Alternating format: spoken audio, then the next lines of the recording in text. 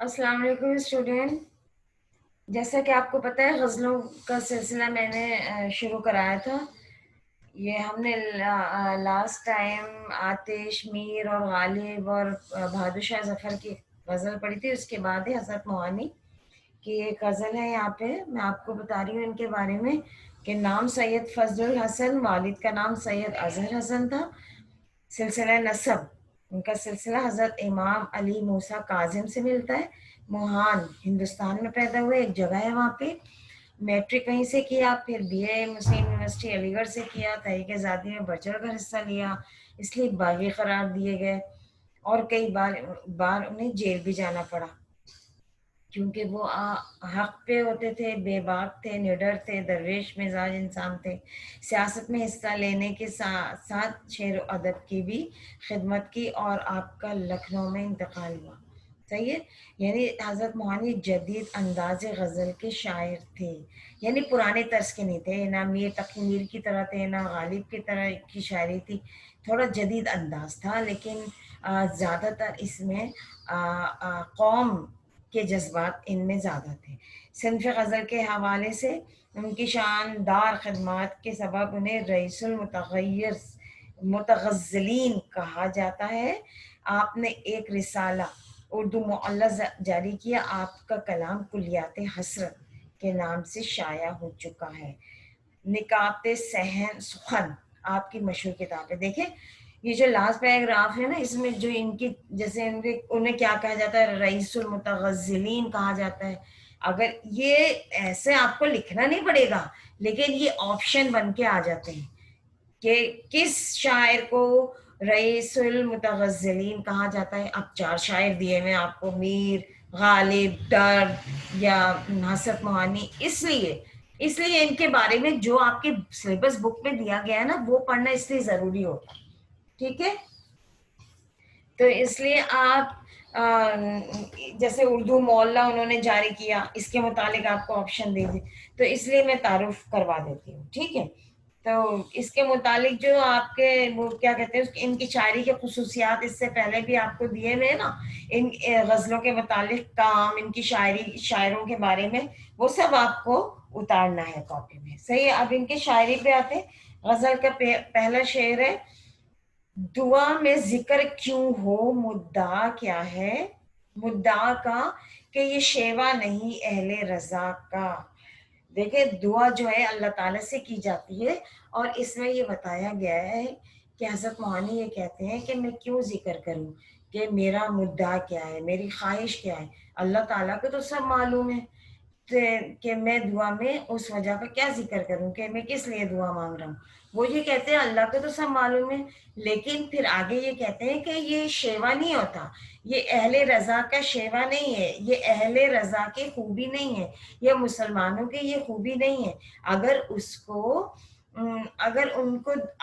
کو ایک بندے کو دعا کرنی ہے اللہ تعالیٰ سے، تو اس کو مانگنا پڑے گا، کیونکہ اللہ کو مانگنا پسند ہے. صحیح ہے. اگر آپ کی دعا قبول ہوتی ہے یا نہیں ہوتی ہے، لیکن پھر بھی اللہ کو مانگنا پسند ہے. اس شعر میں یہ پورا آپ کو سمجھ لیں، اس شعر کا مرکزی خیال یہی ہے کہ اللہ تعالیٰ سے مانگو تب آپ کو اللہ تعالیٰ دے گا. بے شک اس کو پتا ہے، ایک ایک چیز پتا ہے. ٹھیک ہے. تو یہ پورا آپ کو تشریح جو دی گئی ہے، آپ اس میں سے بھی لکھ سکتے ہیں اور میرے الفاظ کو بھی آپ ڈیفائن کر سکتے ہیں. دوسرا دیکھیں: طلب میری بہت کچھ ہے مگر کیا، کرم تیرا ہے ایک دریا عطا کا. اب وہ کہتے ہیں اس شعر میں کہ بہت کچھ ہے طلب میری خواہشات تو بہت ہیں. خواہشات تو انسان کی کبھی پوری نہیں ہوتی، لیکن تیرے کرم کا جو ایک سمندر ہے وہ کبھی ختم ہوتا ہی نہیں. صحیح ہے. طلب یعنی خواہش میری بہت کچھ ہے، مگر تیری عطا کی تو کیا بات ہے. اگر تو دیتا ہے تو دیتا ہی چلا جاتا ہے. دیکھیں وہ اپنے بندوں کو عطا ہی کیے جاتا ہے. اللہ تعالیٰ کی سخاوت بیش بہا ہے، ایک دریا کی طرح ہے، یعنی بہت قیمتی ہے. دریا کی طرح ہے، یعنی دریا میں پانی کتنا ہوتا ہے، سمندر میں پانی کتنا ہوتا ہے، ہم اندازہ بھی نہیں کر سکتے. ٹھیک ہے. تیسرے پہ آئیے، نثار ان پر ہوئے اچھے رہے ہم، تقاضا تھا یہی خوئے وفا کا۔ اب اس میں تھوڑا اگر عشق حقیقی سے متعلق اگر ہم بات کریں تو اللہ تعالیٰ کے عشق ہوتا ہے، ٹھیک ہے۔ اگر عشق مجازی کا ہم لے لیں تو محبوب سے عشق ہوتا ہے۔ تو اس شعر میں دونوں طرح سے انہوں نے یہ بتایا ہے اپنی خواہشات کو، کہ اپنی خوشی اپنی انا سب کچھ قربان کر دیا محبوب کے لیے میں نے، لیکن اچھا ہی کیا، ہمیں ایسا ہی کرنا چاہیے تھا، کیونکہ وفا کا تقاضا ہی ہے یہ کہ خود کو فنا کر لینا کسی کی محبت میں۔ لیکن اللہ تعالیٰ کے محبت میں فنا کر لینا تو اس کا مطلب ہے دین اور دنیا دونوں میں ہم کامیاب ہوتے ہیں۔ جب ہم اللہ تعالیٰ کو اپنا رب مانتے ہیں تو اس کے احکام کو بھی ہر حال میں ماننا ہوتا ہے، ٹھیک ہے۔ اس کو آپ ڈیٹیل میں اور بھی بڑھا سکتے ہیں، اپنے الفاظ میں بھی لکھ سکتے ہیں آپ۔ گناہ گاروں چلو عفو الہی، بہت مشتاق ہے عرض خطا کا۔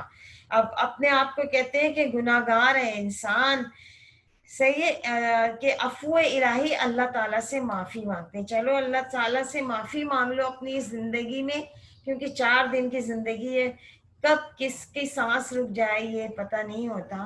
بہت مشتاق یعنی بہت چاہت ہے کہ ہم اپنی خطاؤں کی معافی مانگ لیں، یعنی میں اپنی خطاؤں کی معافی مانگ لوں۔ اس دنیا میں مجھے کتنے دن جینا ہے مجھے نہیں پتا، تو چلو اللہ تعالیٰ سے عفو الہی، عفو مانے معافی مانگنا، اور الہی تو اللہ تعالیٰ، ٹھیک ہے۔ تو یہ آپ ڈیٹیل میں اگر یہ تشریح پڑھیں گے تو آپ کو سمجھ میں آ جائے گا، اور آپ اپنے الفاظ میں بھی لکھ سکتے ہیں، ٹھیک ہے۔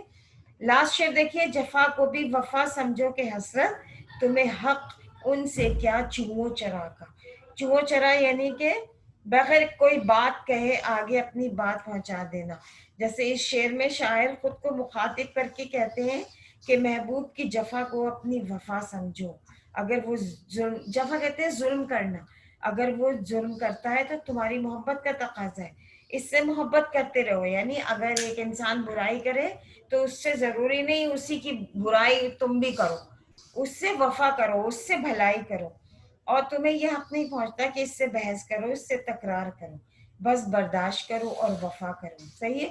اگر اللہ تعالیٰ کے عشق کی حیثیت سے دیکھا جائے اس شعر کو تو اس کی تشریح کچھ اس طرح ہوگی کہ کبھی ہماری دعا قبول ہوتی ہے، کبھی نہیں ہوتی، ہمیں کوئی تکلیف ہوتی ہے تو ہم اللہ تعالیٰ سے ہمیں شکوہ نہیں کرنا چاہیے، بلکہ صبر اور شکر سے کام لینا چاہیے، اور اللہ اور اس کے رسول کی محبت کا تقاضا ہی یہی ہے کہ اس کی رضا پہ راضی ہو جائے، ٹھیک ہے۔ تو یہ تھا شعر، یہ والی آج کی یہ غزل کمپلیٹ ہو گئی۔ اس کے متعلق آپ کو ایکسرسائز، آپ کو جو بھی دیا جائے تشریح جو لکھی ہوئی ہے، آپ اس کو اور بھی بڑھا سکتے ہیں، اپنے اور آسان الفاظ میں لکھ سکتے ہیں، اس کو باقاعدہ اتاریں، اور کافی سارے تشریحاں اور یہ جو شاعری کے شاعروں کی خصوصیات جو آپ کو دی گئی ہے، 4-5 شاعر تو ہو گئے، تو اس کو آپ کاپی میں باقاعدہ اتاریں اور اس کو یاد بھی کرنا شروع کریں، ٹھیک ہے۔ نیکسٹ کلاس میں پھر ہم بتائیں گے آپ کو نیکسٹ ٹاپک۔